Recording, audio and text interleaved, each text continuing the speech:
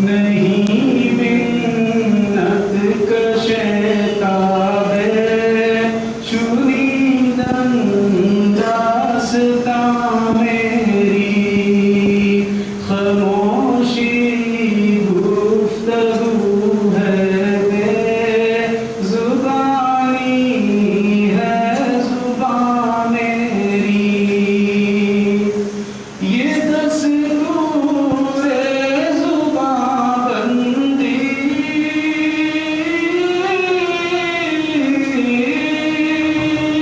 یہ دستور زبان بندی ہے کیسا تیری محفل میں یہاں تو بات کرنے کو یہاں تو بات کرنے کو ترستی ہے زبان میری نہیں منت کشتا ہے اٹھائے کچھ ورق لالا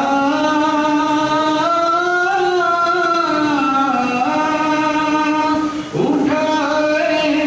کچھ ورق لالا نے کچھ نرگس نے کچھ گل نے چمن میں ہر طرف بکھری ہوئی ہے داستان میری چمن میں ہر طرف بکھری ہوئی ہے داستان میری تبک ہے شمع سورن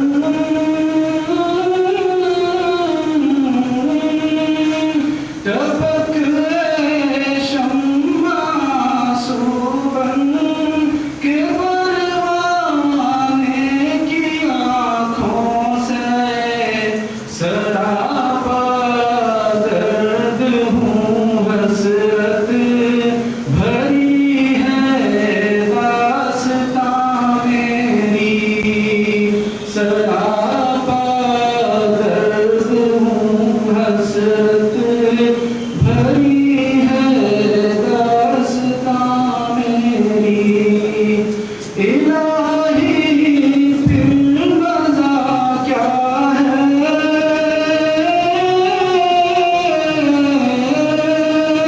الہی پھر مزہ کیا ہے یہاں دنیا میں رہنے کا حیات جاویداں میری حیات جاویداں میری نہ مرگے نہ تمہاں میری نہیں منت کشتا ہے شنیدن داستان میری خاموشی گفتگو ہے بے زبانی ہے زبان میری. بہت شکریہ ناظرین. حضرت مولانا سید سلمان حسینی ندوی کا تعارف مجھے پیش کرنے کے لیے کہا گیا ہے، لیکن میرا احساس یہ ہے کہ حیدرآباد کی یہ سرزمین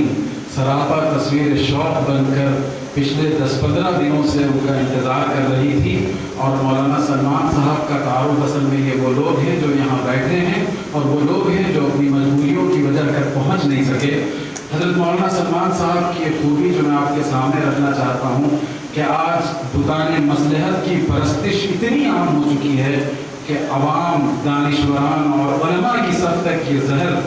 رس چکا ہے اور بس چکا ہے ان کے ذہن و دماغ میں. لوگ نوکے قلم پر کلمہ حق لانے سے گھبراتے ہیں، لیکن ان میں ایک شہزادہ اور ایک جرنیل اور ایک سپہ سالار وہ ہے جو اپنی زبان سے، اپنے قلم سے، اپنے صبح شام کی کاوشوں سے اعلائے کلمۃ الحق کے لیے سرگردہ ہیں، اور وہ عنوان اور وہ نام ہے حضرت مولانا سید سلمان حسینی ندوی کا. ان کا تعارف آپ ہیں اور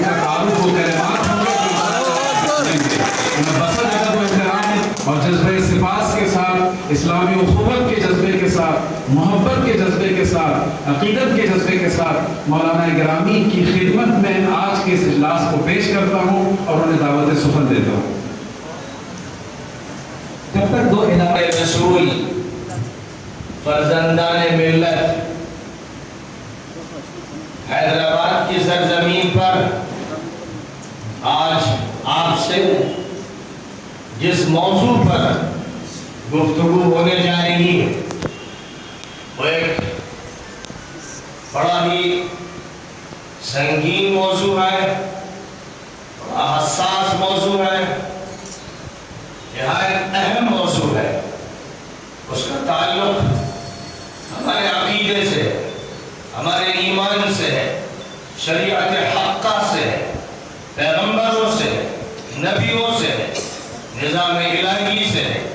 قرآن برحق سے ہے، اسلامی طور طریق اور ملت اسلامیہ کے منہج اور اس کے اصول و ضابطوں سے۔ مسئلہ اسلام اور کفر کا ہے، مسئلہ دین اور لادینیت کا ہے، مسئلہ حق اور باطل کا ہے، مسئلہ خیر اور شر کی ستیزہ کاری کا ہے، مسئلہ محمدی اور بولہبی جنگ کا ہے، مسئلہ اول و آخر معرکے کا ہے، جس کی ابتدا آدم اور شیطان کے درمیان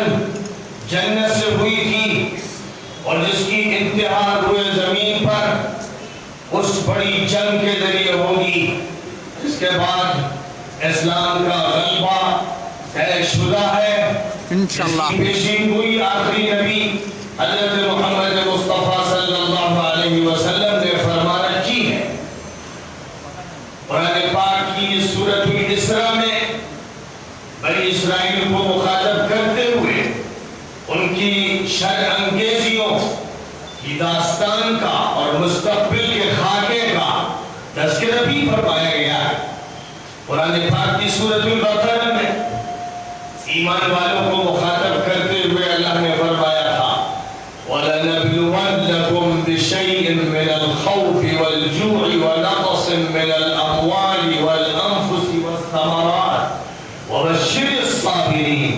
الَّذِينَ إِذَا أَصَابَتْهُمْ مُصِيبَةٌ قَالُوا إِنَّا لِلَّهِ وَإِنَّا إِلَيْهِ رَاجِعُونَ أُولَئِكَ عَلَيْهِمْ صَلَوَاتٌ مِّن رَّبِّهِمْ وَرَحْمَةٌ وَأُولَئِكَ هُمُ الْمُهْتَدُونَ۔ اور قرآن میں ہی فرمایا گیا تھا لَتُبْلَوُنَّ فِي أَمْوَالِكُمْ وَأَنفُسِكُمْ وَلَتَسْمَعُنَّ مِنَ الَّذِينَ أُوتُوا الْكِتَابَ مِن قَبْلِكُمْ وَمِنَ الَّذِينَ أَشْرَكُوا أَذًى كَثِيرًا وَإِن تَصْبِرُوا وَتَتَّقُوا فَإِنَّ ذَلِكَ مِنْ عَزْمِ الْأُمُورِ۔ قرآن ہی میں فرمایا گیا تھا وَإِنَّ جُنْدَنَا لَهُمُ الْغَالِبُونَ وَإِنَّ جُنْدَنَا لَهُمُ الْمَنْصُورُونَ أَلَا إِنَّ حِزْبَ اللَّهِ هُمُ الْغَالِبُونَ وَلَقَدْ كَتَبْنَا فِي الزَّبُورِ مِن بَعْدِ الذِّكْرِ أَنَّ الْأَرْضَ يَرِثُهَا عِبَادِيَ الصَّالِحُونَ إِنَّ فِي هَذَا لَبَلَاغًا لِقَوْمٍ عَابِدِينَ وَمَا أَرْسَلْنَاكَ إِلَّا رَحْمَةً لِلْعَالَمِينَ۔ بزرگان محترم، اسلام اس لیے نہیں آیا ہے کہ وہ لوگوں سے عاجزانہ درخواست کرتا پھرے کہ اسے مان لیا جائے، اسے تسلیم کر لیا جائے، زمین میں اس کو بھی جگہ دے دی جائے، اس کو بھی سانس لینے کا موقع دے دیا جائے۔ اسلام اس لیے نہیں آیا ہے۔ اسلام غلبے کے لیے آیا ہے، اسلام پوری دنیا پر حکمرانی کے لیے آیا ہے، اسلام اللہ کے اول اور آخر نظام کا نام ہے، اسلام ازلی اور ابدی حقیقت کا نام ہے، اسلام اللہ کی بندگی کا مظہر ہے، اسلام انسانیت کی سربلندی کے لیے برپا کیا گیا ہے۔ اسلام کے لیے اللہ تعالیٰ نے 313 رسول اور 1,24,000 نبی مبعوث فرمائے۔ اسلام کو اللہ تعالیٰ نے حضرت محمد مصطفیٰ صلی اللہ علیہ وسلم کے ذریعے مکمل فرمایا ہے۔ محمد صلی اللہ علیہ وسلم نرالے اور نئے نبی کی تکمیل فرمانے والے اور نبوت پر مہر لگانے والے اور آئندہ نبوت کے امکانات کو بند کرنے والے تھے. ما كان محمد ابا احد من رجالكم ولكن رسول الله وخاتم النبيين. محمد صلی اللہ علیہ وسلم جو تمام نبیوں کے بعد تمام نبیوں کے مشن کی تکمیل کے لیے تشریف لائے، جن پر اللہ تعالیٰ نے عرفات کے میدان میں سن 10 ہجری میں حج اکبر کے موقع پر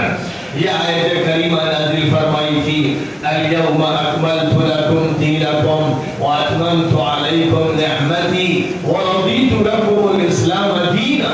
ان کی بعثت کس لیے ہوئی تھی؟ والذی ارسل رسولہ بالہدى ودین الحق لیظہرہ علی الدین کلہ ولو کرہ المشرکون. اللہ نے اپنے پیغمبر کو نبی آخر الزمان کو ہدایت کے ساتھ اور دین برحق کے ساتھ اس لیے بھیجا ہے تاکہ ان کے نظام کو اور دین برحق کو تمام ادیان و مذاہب پر غالب فرما دے، چاہے شرک کرنے والوں کو کتنا ہی برا لگے. یہ حقیقت کا اعلان،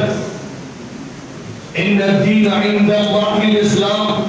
زندگی کا صحیح ضابطہ اور طریقہ کار اسلام کہلاتا ہے. ومن يبتغي غير الاسلام دينا فلن يقبل منه وهو في الاخرة من الخاسرين. اور اسلام سے ہٹ کر کسی اور طریقہ کار اور طریقہ زندگی کو جو اختیار کرنا چاہے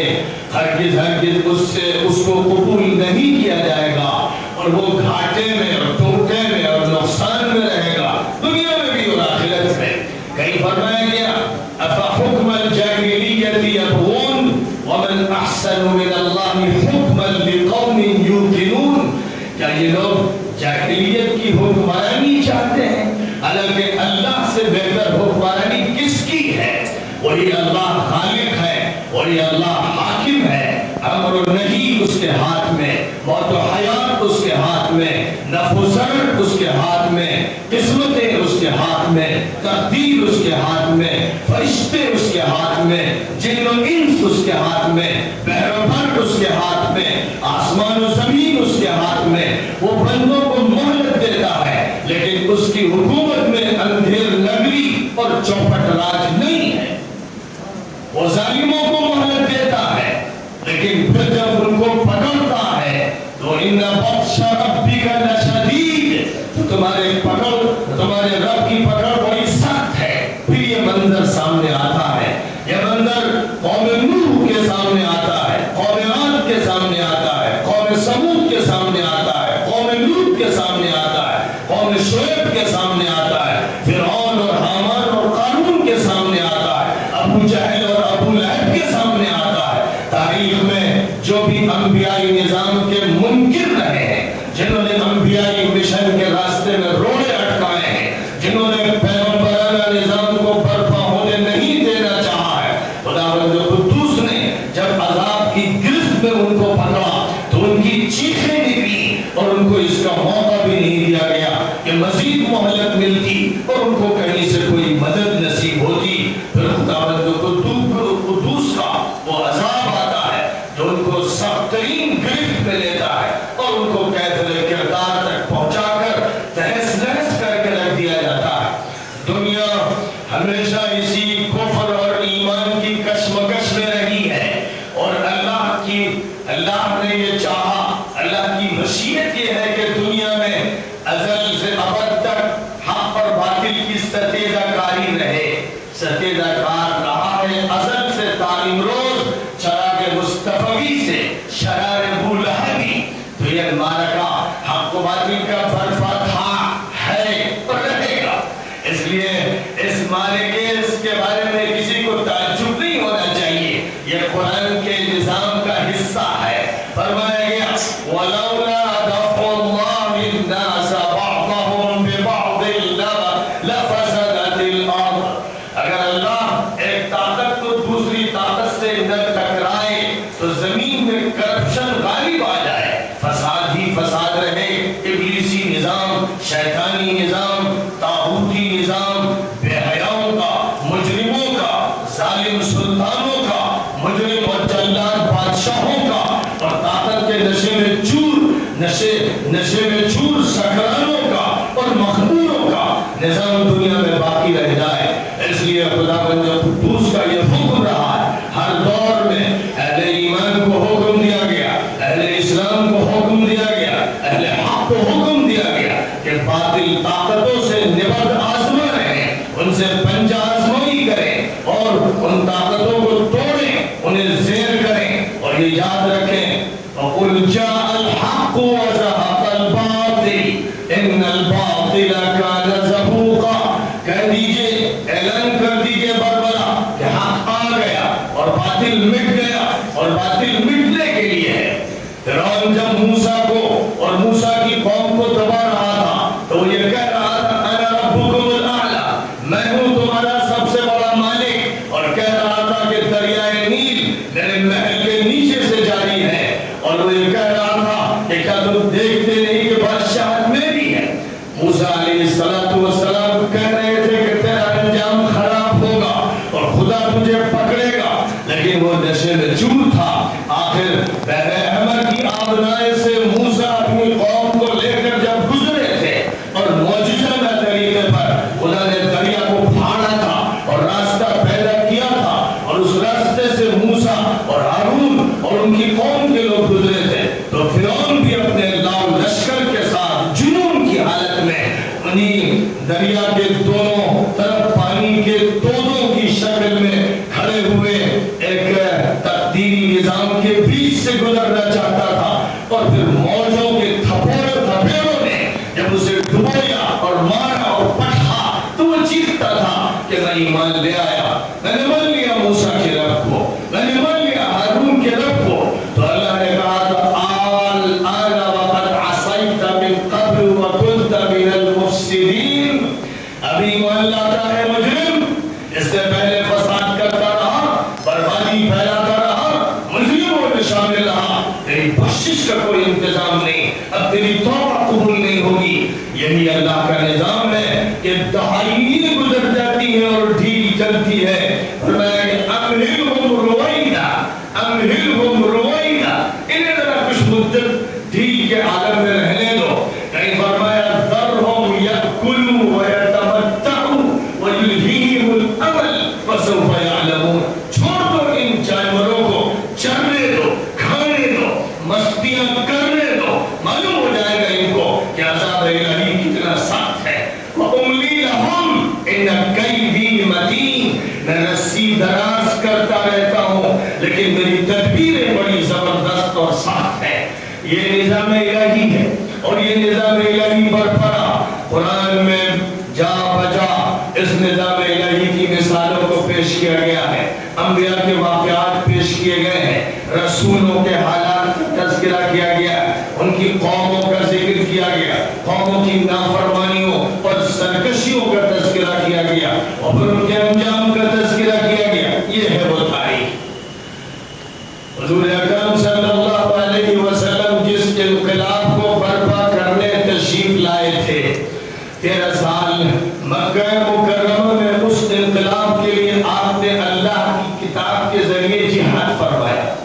اللہ نے حکم فرمایا تھا وَجَاهِدْهُمْ بِهِ جِهَادًا كَبِيرًا، مکہ مکرمہ میں فرمایا گیا تھا کہ قرآن کے ذریعے جاہلیت کے ماحول میں قرآن کی آیتوں کو جہاد کا ذریعہ بناؤ۔ تو نبی صلی اللہ علیہ وسلم نے قرآن پاک کے ذریعے جاہلیت کے تار و پود بکھیر کے رکھ دیے، جاہلیت کے عقائد، جاہلیت کے نظریات، جاہلیت کے افکار، جاہلیت کی رسومات، جاہلیت کے تہوار، جاہلیت کی چودراہٹیں، جاہلیت کی حکمرانی اور جاہلیت کا ماضی اور جاہلیت کا اس وقت کا حال قرآن پاک کے ذریعے سے بکھیرا جا رہا تھا، توڑا جا رہا تھا۔ الف لام را کتاب انزلناہ الیک لتخرج الناس من الظلمات الى النور باذن ربهم الى صراط العزیز الحمید۔ الف لام را، یہ ہے وہ کتاب جو تمہیں اس لیے دی گئی ہے کہ تم اس کے ذریعے سے تمام انسانوں کو تاریکیوں سے ظلمتوں سے نکال کر روشنی میں لے آؤ، لوگوں کو روشنی میں لاؤ، ظلمتیں چاک کر دو۔ 13 سال تک قرآن پاک کے ذریعے جہاد کرنے والے نبی کو حکم فرمایا گیا کہ مدینہ منورہ منتقل ہو جائیں،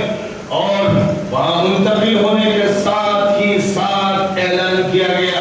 اذن للذین یقاتلون بانہم ظلموا وان اللہ علی نصرہم لقدیر، کہ جو مظلوم ہیں، جن پر جنگ تھوپی جا رہی ہے، جن کو سڑکوں میں گھسیٹا جا رہا ہے، جن کی گردنوں میں پھندے ڈالے جا رہے ہیں، جن کو لپیٹ کر دھواں دیا جا رہا ہے، جن پر بوجھڑیاں ڈالی جا رہی ہیں، جن کو انگاروں پر لٹایا جا رہا ہے، انہیں اجازت دے دی گئی ہے کہ اب وہ جواب دیں، اب وہ مقابلہ کریں۔ انہوں نے بہت دنوں تک سہ لیا، برداشت کر لیا،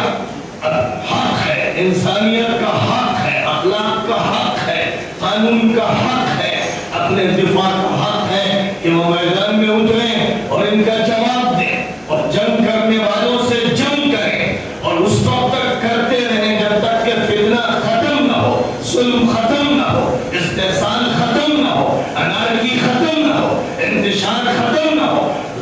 اس دین کے خلاف جدوجہد کا سیریل ختم نہ ہو، اس وقت تک مقابلہ کرتے رہیں، ڈٹے رہیں۔ اور جنگ بدر کے بعد سورہ انفال کو نازل کر کے اللہ تعالیٰ نے ارشاد فرما دیا تھا یا ایھا الذین آمنوا اذا لقیتم فئة فاثبتوا واذکروا اللہ کثیرا لعلکم تفلحون واطیعوا اللہ ورسولہ ولا تنازعوا فتفشلوا وتذهب ريحكم واصبروا۔ اے ایمان والو، جب بھی کسی گروہ سے، کسی مجرم ٹولے سے مقابلے کی نوبت آئے تو پہلی بات یاد رکھو کہ ثبات اور استقامت اختیار کرنا، جمے رہنا، ڈر لگانا نہیں، ڈرنا نہیں، پیچھے ہٹنا نہیں، گھبرانا نہیں، بس مضبوطی کے ساتھ جمے رہنا، اور اللہ کو کثرت سے یاد کرتے رہنا، اور اللہ اور اس کے رسول کی اطاعت کرتے رہنا۔ کبھی اللہ کی اور رسول کی نافرمانی کے لیے تیار مت ہونا، اور اسی کے ساتھ ساتھ آپس میں جھگڑے مت کرنا، مل کے رہنا، متحد رہنا، اور متحدہ آواز اپنی رکھنا، اور متحدہ اقدام کرنا، اور صبر کرتے رہنا، حالات سے گزرتے رہنا، حالات کے سامنے جھکنے کے لیے کبھی تیار مت ہونا۔ یہ 5 نکاتی پروگرام اللہ تعالیٰ نے جنگ بدر کے بعد مسلمانوں کو عطا فرمایا تھا، تاکہ مسلمان جنگ بدر کے سبق سے فائدہ اٹھائیں اور اس 5 نکاتی پروگرام کو اپنے مشن میں، اپنے مینیفیسٹو میں، اپنے زندگی کے نظام میں داخل کر لیں، اور اپنے دماغ میں لکھ لیں، اور اپنے دل پر نقش کر لیں، اور کبھی بھی اس سے ہٹنے کے لیے تیار نہ ہو۔ یہ وہ نظام تھا جس کی بنیاد پر حضرت محمد مصطفیٰ صلی اللہ علیہ وسلم نے جنگ احد میں اپنے مجاہدوں کو اتارا، جنگ خندق میں خندق کھود کر پورے ملک کی الائیڈ فورسز اور تمام طرح کے مجرموں کے جتھوں سے مقابلہ کیا، اور اللہ کی نصرت کے ذریعے وہ منزل آئی کہ اب وہ غالب نہیں رہیں گے۔ اور پھر سن 6 میں آپ نے عمرے کا فیصلہ اللہ کے حکم سے فرمایا، اور پھر صلح کی نوبت آئی، اور سن 7 میں آپ نے عمرہ فرمایا، اور سن 8 میں مکہ مکرمہ کو فتح کیا گیا۔ وہ مکہ جہاں ایمان والوں پر ظلم ہو رہا، جہاں ان کو سڑکوں پر، ریت پر، چٹانوں پر گھسیٹا جا رہا، جہاں کلمہ حق بلند کرنے کی اجازت نہیں، جہاں کھل کر نماز پڑھنے کی اجازت نہیں، جہاں انہی کے قبیلے کے لوگوں نے ذاتیوں کے فیصلے کر رکھے تھے، وہی مکہ مکرمہ فتح ہوا۔ وہ دن بھی اللہ تعالیٰ نے دکھایا، اور پھر اس کے بعد جنگ حنین ہوئی، اور وہاں پہ کوئی مسلمانوں کا عظیم الشان فتح حاصل ہوئی۔ اور چونکہ یہ دین پوری انسانیت کو انسانوں کی غلامی سے آزاد کرنے کے لیے برپا ہوا ہے، یہ صرف مکے میں اور مدینے میں اور جزیرۃ العرب میں ٹھہرنے کے لیے نہیں آیا ہے، یہ اس لیے آیا ہے کہ دنیا کے تمام مظلوم انسانوں کو ظالموں کے چنگل سے آزاد کر دے۔ اس لیے محمد عربی علیہ السلام کے حکم سے کبھی جنگ موتا میں دیکھا گیا کہ زید بن حارثہ اور جعفر طیار اور عبداللہ بن رواحہ اپنی جانوں کے نذرانے پیش کر رہے اور رومن امپائر سے مورچہ لے رہے، اور کبھی اگلے دور میں خلافت راشدہ کے دور میں سعد بن ابی وقاص کو دیکھا گیا کہ وہ ایران کے بارڈر پر ایران کی مجوسی حکومت کو دستک دے رہے ہیں، اور ان کا سفیر رستم جو چیف آف آرمی اسٹاف تھا اس سے بات کر رہا ہے، اور رستم جب اس کا مذاق اڑاتے ہوئے کہتا ہے کہ کیوں آئے، تو ربعی ابن عامر ایمبیسیڈر، مسلمانوں کے ایمبیسیڈر کہتے ہیں اللہ تعالی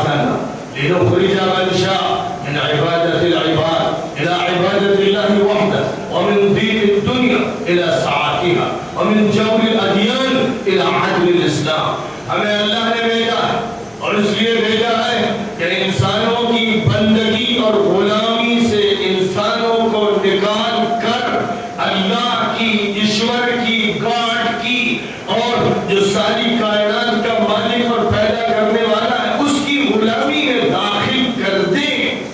اور دنیا کی تنگی سے نکال کر دنیا کی وسعت عطا کریں، اور مذاہب کے ظلم سے نکال کر اسلام کے عدل و انصاف کے گھیرے چھاؤں میں لے آئیں۔ یہ اعلان تھا ربیع ابن عامر کا، اور یہی اعلان تھا جو مسلمان مشرق میں، مغرب میں، شمال میں، جنوب میں کرتے گئے، بڑھتے گئے، اور دنیا کے عوام نے ان کا استقبال کیا۔ دنیا کی ظالم حکومتوں کے پیروں کے نیچے سے زمین کھسکائی گئی اور ان کا دائرہ تنگ ہوتا چلا گیا، اور لاکھوں کروڑوں عوام نے نجات دہندہ مسلمانوں کا استقبال کیا، ان کی جوتیوں کی قدر کی اور ان کے بوسے لیے، اور ان کی آمد پر جشن منائے کہ یہ وہ مسلمان ہیں جنہوں نے مجوسی ایران کو آزاد کیا، جنہوں نے رومن امپائر کے مظالم سے عوام کو آزاد کیا، جنہوں نے مصر کو، تونس کو، لیبیا کو، الجزائر کو، مراکش کو، اسپین کو آزاد کیا، جنہوں نے چائنا، ازبکستان، ترکستان، تاجکستان اور سندھ اور ہندوستان کو آزاد کیا، جنہوں نے انسانیت کو عدل و انصاف کا مزہ عطا کیا، اور دوبارہ یہ بتایا کہ اللہ کا نظام جب بھی برپا ہوگا تو عدل ہوگا، انصاف ہوگا، انسانیت کی پرورش ہوگی، اچھی قدریں ہوں گی، اخلاق پروان چڑھیں گے، معاشرہ سکھ اور چین کی بانسری بجائے گا، ظلم ختم ہو جائے گا، افراتفری، انارکی، چھوٹ چھاٹ اور بھید بھاؤ کی لعنتوں کو ختم کر دیا جائے گا۔ یہ وہ نظام اسلامی تھا، ہے اور رہے گا جو 1300 سال تک پوری دنیا میں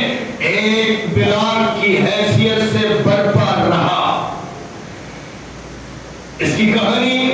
100 سال کی نہیں، 50 سال کی نہیں، 50-100 سال کی کہانی برطانیہ کی ہے، فرانس کی ہے، امریکہ کی ہے۔ ان کی کہانی بہت مشکل سے 150 سال کی ہے، امریکہ کی ابھی 50-60 سال کی ہے۔ یہ مختصر سی کہانیاں ہیں، اور ان کا حال یہ ہے کہ اسی عرصے میں یہ ہچکولے لے رہے ہیں اور دیوالیاں ہو رہے ہیں۔ معاشی اعتبار سے، اخلاقی اعتبار سے روس دیوالیاں ہوا، امریکہ دیوالیاں ہونے کے در پہ ہے، اسرائیل ہمیشہ تھر تھر کانپتا ہے کہ ایمان والے جس دن بھی نمودار ہو جائیں گے اس دن پھر ہمارا وجود باقی نہیں رہے گا، اور ایمان والے سرزمین فلسطین کو آزاد کریں گے۔ ان ڈراؤں میں خوابوں کو وہ دیکھتے ہیں اور راتوں کی نیندیں ان کی اڑ جاتی ہے۔ یہ حق واقعہ ہے۔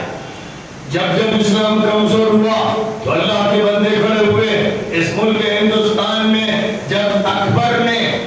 اس ملک میں محمدی دین کے خاتمے کا اعلان یہ کہہ کر کیا تھا کہ 1000 سال محمد صلی اللہ علیہ وسلم کے دین پر گزر چکے ہیں، اب نئے ہزارے کے لیے نئے دین کی ضرورت ہے، جس کا نام دین الہی رکھا گیا تھا۔ اور ابو الفضل اور فیضی 2 سرکاری مولویوں نے، مجرم مولویوں نے وہ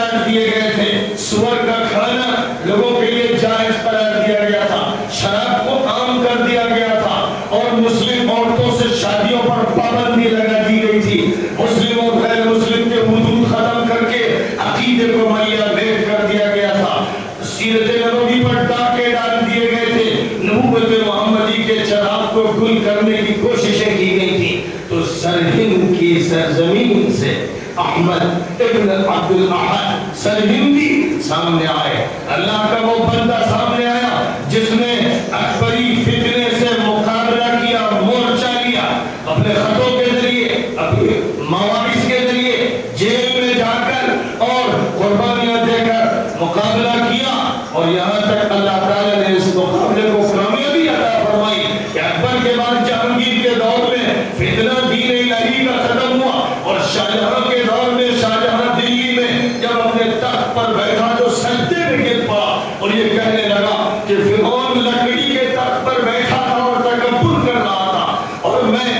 موتی اور جواہرات کے تخت پر بیٹھ کر اللہ کے سامنے سر بسجود ہوں۔ اور پھر شاہجہاں کا بیٹا اورنگزیب عالمگیر اس ملک میں خلیفہ راشد کے نمونے کو پیش کرنے والا وہ سلطان عادل، وہ سلطان منصف ہے پوری تاریخ ہندوستان میں، جس کے نمونے کی حکومت ہندوستان کی سرزمین نے نہ دیکھی، نہ ہندوستان کے آکاش نے ویسا منظر دیکھا۔ حضرت مجدد الفسانی کی کوششوں سے یہ انقلاب آیا، پھر ایک دور شاہ ولی اللہ دہلوی کی تجدید کا آیا، پھر دور سید احمد شہید کی تجدید کا آیا، اور اس کے بعد ہر دور میں علماء حق باطل کے مقابلے کے لیے اٹھتے رہے۔ شیخ الہند نے وہ تحریک برپا کی جس کو ریشمی رومال کی تحریک کا نام دے دیا گیا۔ ابوالکلام آزاد کی آوازیں ہندوستان سن رہا ہے، حسین احمد مدنی سے واقف ہے، حفظ الرحمان سے عربی سے واقف ہے، یہاں کے مقاہدین سے واقف ہے جنہوں نے جیلوں کو سلامی دی اور جو ہر طرح کی قربانی کے لیے تیار تھے، اور انہی کی کوششوں سے یہ ملک آزاد ہوا۔ جس طرح اس ملک میں یہ تجدیدی تحریکات برپا ہوئی، مصر کی سرزمین پر 20ویں صدی کی ابتدا میں الاخوان المسلمون کی تحریک ایک تجدیدی، دعوتی، اصلاحی، ثقافتی، تعلیمی